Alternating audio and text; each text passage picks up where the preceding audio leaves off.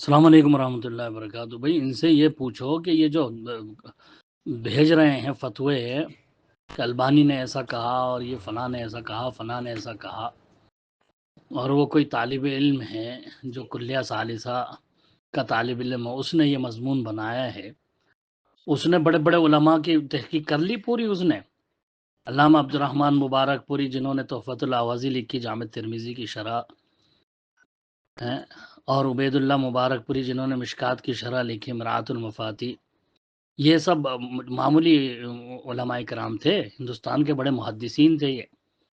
انہوں نے تو واضح طور پر لکھا ہے کہ افضل یہ ہے کہ رکوع کے بعد کیا جائے، اور یہ زبردستی لا رہے ہیں کہ بھئی وہ قنوت نازلہ الگ چیز ہے، قنوت وطر الگ چیز ہے، الگ جو ہے وہ نئی نئی تحقیقیں لا رہے ہیں۔ باقاعدہ سلف صالحین نے قنوت نازلہ پر قیاس کیا قنوت وطر کو، یاد رکھو، اور اسی پر فتویٰ دیا۔ اکثر سلف سے یہی ثابت ہے کہ وہ رکوع کے بعد جو ہے قنوت کیا کرتے تھے۔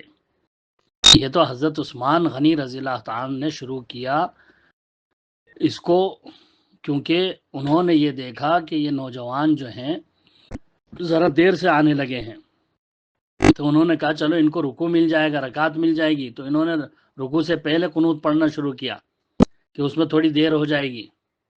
یہ حضرت عثمان غنی رضی اللہ تعالیٰ نے شروع کیا، ورنہ حضرت عمر، حضرت ابوبکر صدیق وغیرہ کے دور میں برابر جو ہے جو ہوتی تھی وطر میں قنوت، وہ رکوع کے بعد ہی ہوا کرتی تھی، اور ایک دو نہیں، کئی حدیثیں ہیں اس کے بارے میں، بہت ساری حدیثیں ہیں جس کو خود انہی کے محققین نے حسن اور صحیح بھی قرار دیا ہے۔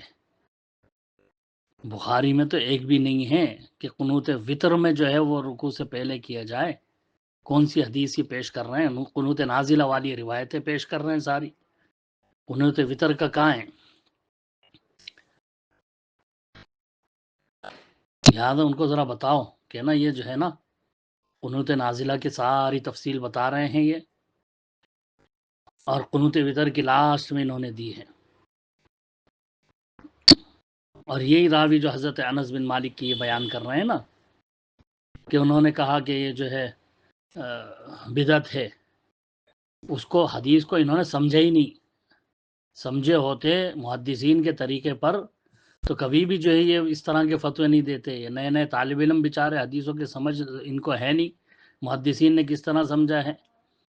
امام ابو داؤد وغیرہ، امام ابن ماجہ وغیرہ باقاعدہ باب باندھ رہے ہیں رکوع کے بعد قنوت پڑھنے کا، باب باندھ کر سمجھا رہے ہیں، اور یہ کہہ رہے ہیں کہ جو ہے کیا نام ہے ہی نہیں رکوع کے بعد۔ اللہ رحم کرنا، ان حدیثوں کو بھی غور نہیں کرا انہوں نے، نہ اس پر کوئی تحقیق کری۔ بڑے بڑے علماء لکھ گئے ہیں رکوع کے بعد کی، اور یہ سیدھا سیدھا انکار کر رہے ہیں۔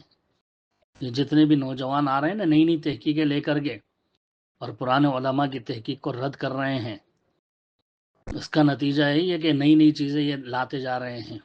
آج تک تمام اہل حدیث جو ہے علماء بھی سب اس کے قائل تھے رکوع کے بعد کے قنوت وطر میں دعا پڑھنے کے، لیکن یہ نئی تحقیق لے کے آ رہے ہیں کہ نہیں، قنوت نازلہ الگ چیز ہے اور قنوت وطر الگ چیز ہے۔ اگر قنوت وطر اور قنوت نازلہ الگ الگ ہوتی تو فجر کی قنوت میں اللہ کے رسول صلی اللہ علیہ وسلم نے اللہم اہدنی فیمن ہدیت کیوں پڑھی؟ وہ کیوں پڑھتے ہیں اللہم اہدنی فیمن ہدیت اس میں؟ تو قنوت وطر کی ہے نا دعا، قنوت نازلہ میں کیوں پڑھتے ہیں پھر اس دعا کو اگر وہ الگ الگ چیز ہے تو؟ قنوت سیدھا قنوت، اس کو بھی قنوت کہا، اس کو بھی قنوت کہا، غور کرتے نہیں ہیں اور بس فتوے ٹھوکنے شروع کر دیتے ہیں کہ ایسا نہیں ہے ویسا نہیں ہے۔ اللہ رحم کرے۔